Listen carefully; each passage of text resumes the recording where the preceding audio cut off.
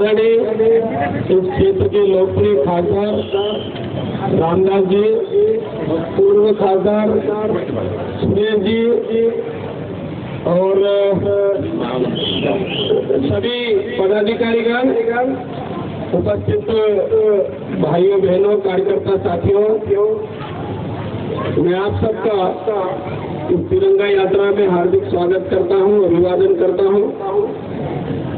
नरेंद्र मोदी साहब ने देश की आजादी के 70 साल पूर्ण होने की स्थिति में सारे देश में इस 70वें स्वतंत्रता दिवस को तिरंगा यात्रा के रूप में मनाने का निर्णय लिया है।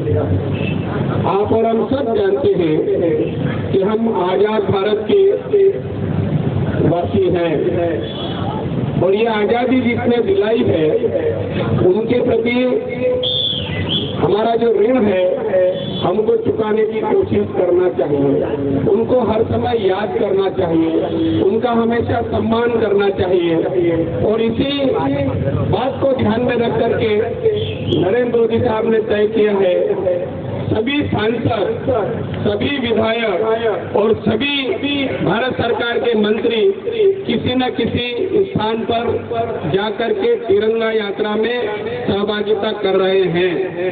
मुझे विनोबा भावे की कर्मस्थली में यहाँ आने के लिए निर्देश हुआ है। इसके बाद मैं परसों फतेहपुर भी जाऊंगा।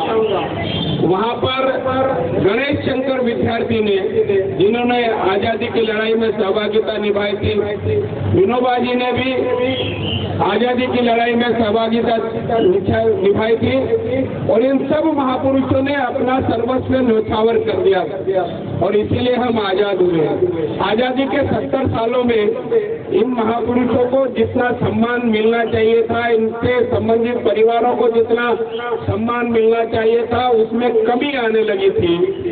और यही कारण है कि जिस वंदे मातरम का नारा लगाकर, जिस भारत माता की जय का नारा लगाकर हिंदू, मुस्लिम, सिख, ईसाइयों ने देश को आजाद कराया था, आज देश में वंदे मातरम के नारे को लगाने में भी परहेज करने की कोशिश की जा रही है।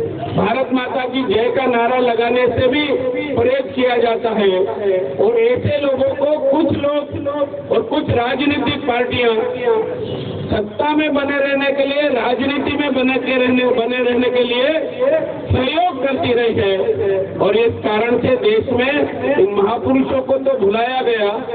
देश में अलगाववाद, जातिवाद, क्षेत्रवाद, भाषावाद, आतंकवाद बढ़ गया और जो कश्मीर, जम्मू कश्मीर भारत का अभिन्न अंग है, उसके बारे में भी अनर्गल बातें की जाने लगी है।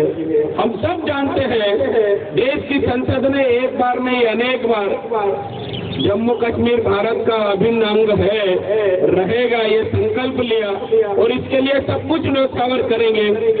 पर जो 60-65 साल तक केंद्र की सरकार में रहे, पंचायत से लेकर संसद तक सरकार में रहे, उन्होंने ऐसे लोगों को संरक्षण दिया जो आज देश की एकता, अखंडता के लिए खतरा पैदा हो गए।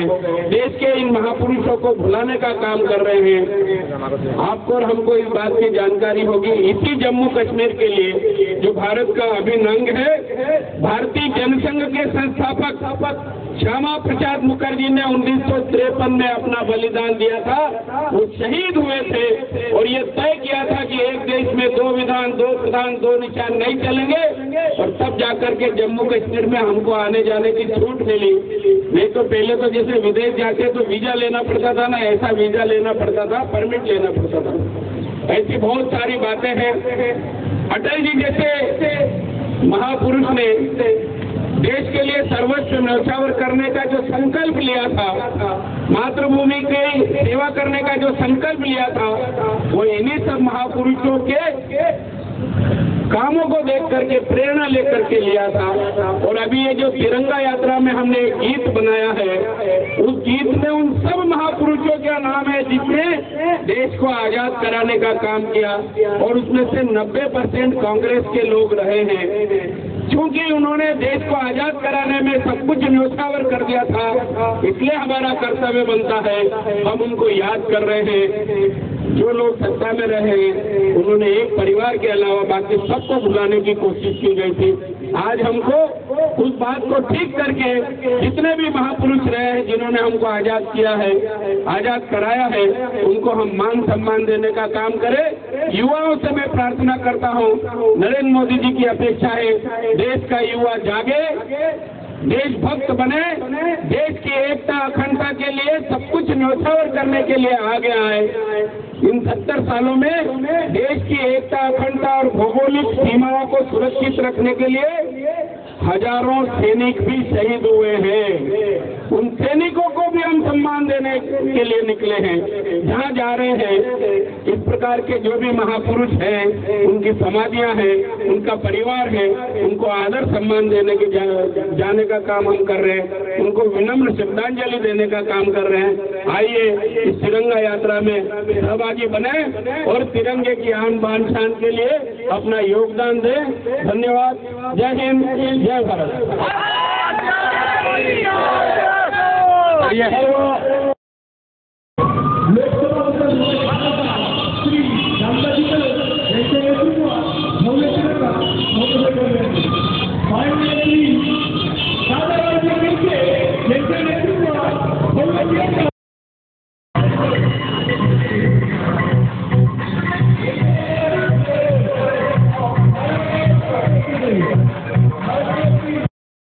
वर्तमान पीढ़ी और भावी पीढ़ी को देशभक्ति का जज्बा जगाने के लिए और देश के लिए सर्वस्व न्यौछावर करें। देश की आज़ादी हमको और उस आश्रम में कभी नहीं आया। साबरमती आश्रम में तो कई बार गया, क्योंकि मैं उज्जैन जिले में निवास करता हूँ और गुजरात बहुत ज़्यादा दूर नहीं है, उधर आना जाना भी होता है। परंतु यहाँ आकर के अभिभूत हो, भाव विभोर हो, और केवल वही नहीं, सांसद जी ने, खासदार साहब ने एक कार्य योजना बनाई। मैं सुबह प्रातः समय पर आ गया।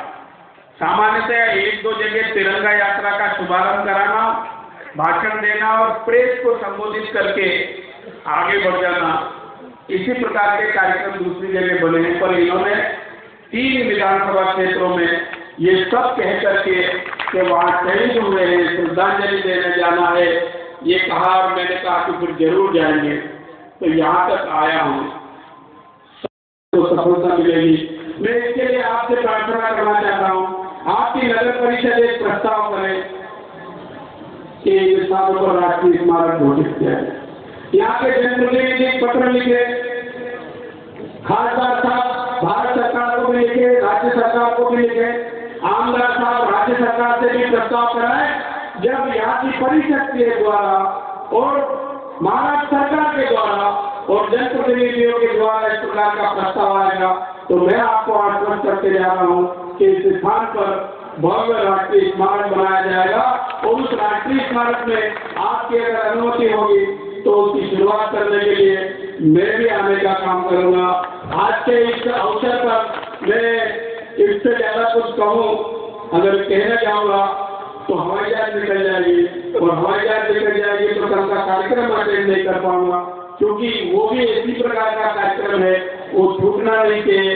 इसलिए आपसे क्षमा चाहते हुए आपसे विदा लेना चाहूंगा। आप सबने मुझे सुना, परंतु मैं एक अपील करने के साथ अपनी बात, प्रधानमंत्री जी की जो सोच है, देश में अपनी भावी पीढ़ी को हम सब मिलकर के देशभक्त बनाएं, राष्ट्रभक्त बनाएं, देश की एकता अखंडता के लिए सर्वस्व न्यौछावर करने के लिए प्रेरित करें। इस प्रकार का प्रयास आप करें। इसी प्रार्थना के साथ आपका बहुत बहुत धन्यवाद, बहुत बहुत आभार व्यक्त करता हूँ। जय हिंद, जय भारत, जय शहीद। भारत माता की